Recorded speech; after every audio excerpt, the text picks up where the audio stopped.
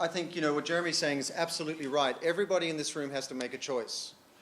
Do we want to demonize brands on the basis of certain negative impact they have? For example, as you say, Pepsi, many will say contributes to obesity because it makes brown sugared water.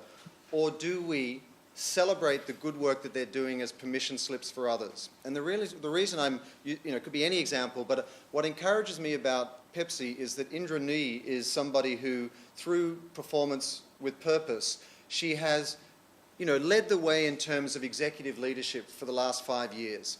And they're doing the Pepsi Refresh project, but they're also doing recyclable packaging with sun chips. They're also doing the Dream Machine vending machines that go towards veterans. They're also contributing to the Refresh University for social entrepreneurship.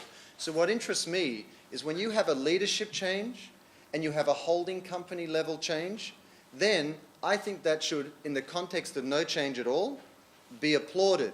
And we need to celebrate those successes so that others feel like that there's a sea change going on in the community. But we cannot ever allow disingenuous or really ineffective cause marketing to pass as serious engagement or, something that should really change our opinion of a brand.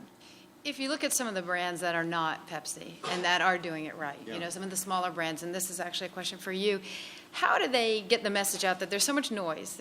You could go on Twitter and you could put your message out, but that doesn't necessarily mean you're going to be heard and you're going to be heard succinctly. So what would your advice be for maybe people out here even who are doing the right thing and would love to have their message heard?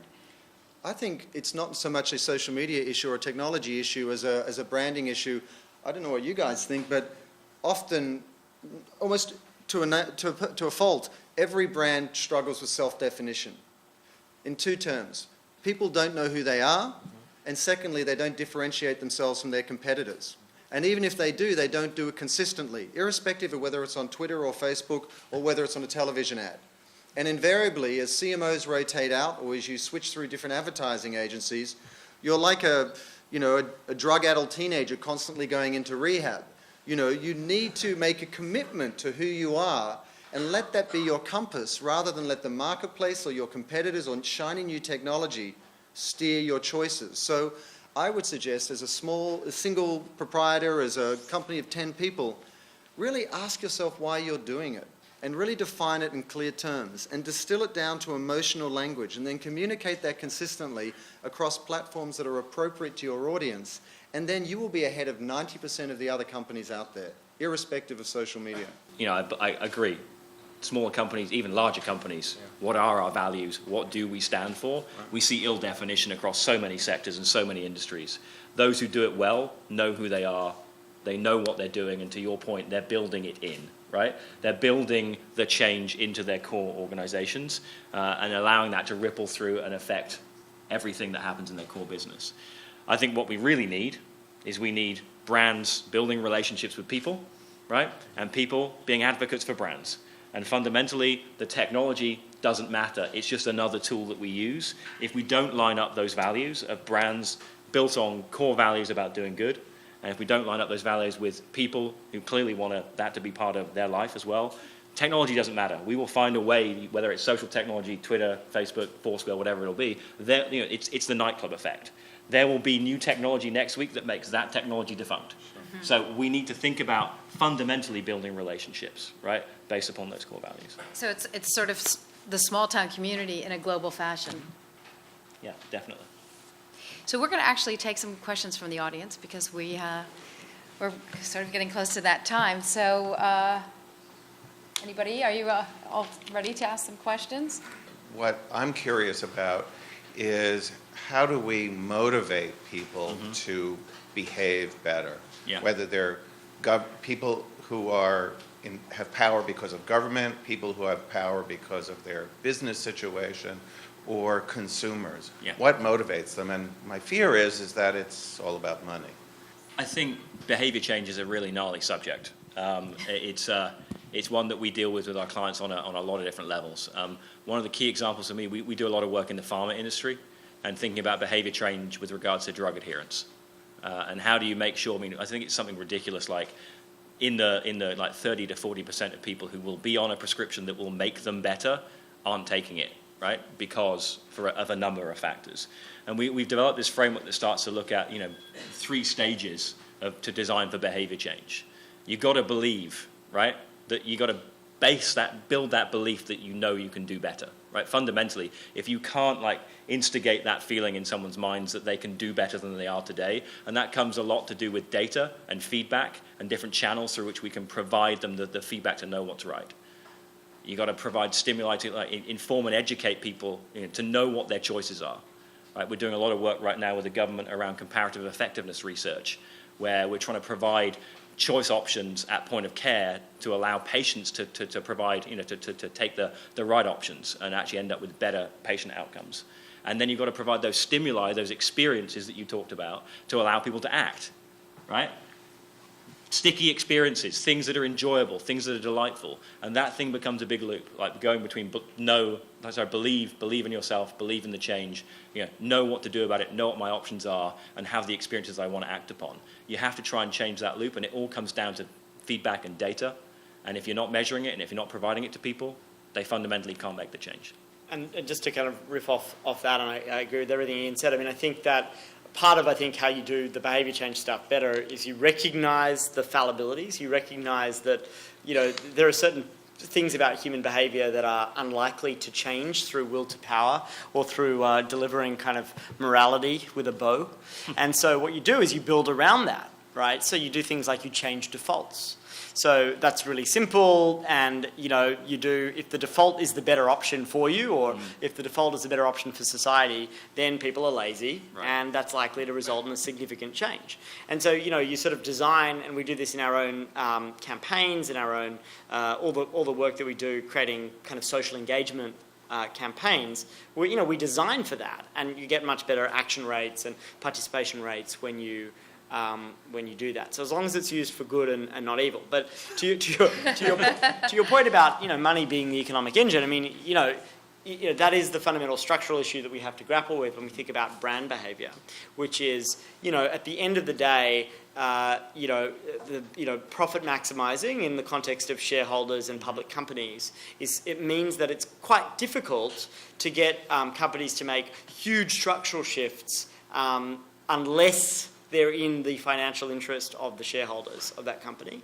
And so you either look at alternative economic models, you look at things like B Corps and how those kinds of things might scale, or you look for the things that actually are this great alignment of economic interest and social good. Because otherwise you do run into that structural issue with a lot of the work that you do. And your I wouldn't characterise it as cynicism, but I would say your devil's advocate position is absolutely valid, not just on the brand side, do we trust brand behaviour, but do any of us really believe if we make a choice, a personal choice to make a difference, that it's actually going to make a net result on a large scale so that will make it worthwhile?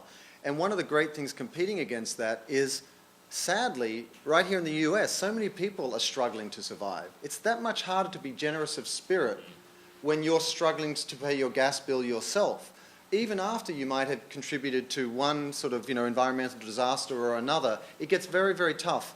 The only thing I would say is that the way that a brand can counter that and the way that a consumer can sort of have greater trust in the process is transparency. And I had the good fortune to be in at Charity Water this morning, and one of the great things they do is, firstly, they address it in 2 ways. They give 100% of the donations actually to the cause on the ground, and then they fund the operation itself separately. And then secondly, they follow up by showing you where that difference was made on the ground. So we as consumers are necessarily and understandably cynical both about brand behaviour, but whether our desire will make any difference. But if we're encouraged by transparency and accountability and certainty that our hard-won dollars are actually going to go somewhere useful rather than just get lost in the system, then I think we can get greater confidence. But again, it's a personal choice for all of us whether we want to take some responsibility for that change and put our hand in our heart and sort of go for it and work with those brands that do provide that transparency. And we have to consider the alternative too, which is if we don't and we just take our hands off the wheel and we either rely on government or philanthropy or brands to do it, there's a lot less certainty of the result that we all want. Don't you think also that people are fearful of taking responsibility, like it's sort of the sheep mentality. If their friends are doing it, then they'll do it. So it's sort of, and you might find this corralling the sheep to get people to be active. I mean, I think there's lots of positive dynamics that you can create as well. So we see this all the time, right? So you show people that other people are taking action, they're more likely to do it, they like to feel like they're part of something bigger. So you get all of these virtuous cycles when you're doing this work, where the kind of virality of something grows and feeds upon itself, or, and I think this is also true, where you get a kind of race to the top effect rather than a race to the bottom, where, you get companies that are competing to actually, move up the chain, in terms of social impact.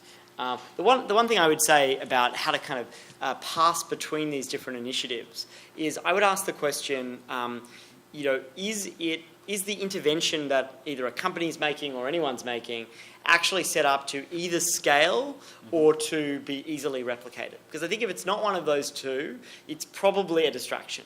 And so, in other words, if you're doing something very nice, but that's really not going to solve a big problem, then you're probably that's probably actually not that useful. So you've got to build things to scale. A friend of mine just started a micro insurance fund. He raised $140 million to start a fund to start to scale the provision of micro insurance, which is like the insurance that we all have in the developing world, so that people can have a little bit of risk taken out of their lives, and they can actually then make better economic decisions, take some gambles with their lives that will create more prosperity. That's something that's set up to scale. His first fund's going to reach 25 million, and if he does that well, he'll raise a second fund that might reach 300 or 400 million. But initiatives that are cute but that are going to reach 20 people or even 20,000 people when you're taking on big problems like poverty, I think they're only valuable. We should only really applaud them if they're then more of a demonstration effect. If there's something about them that could be taken and replicated, if you take that model and then other people can self-organize to do the same thing, and that's how it scales. And so I think that's an important way that we can pass when brands are doing these kinds of initiatives. Is it trivial, or is it actually part of a serious attempt to solve a problem?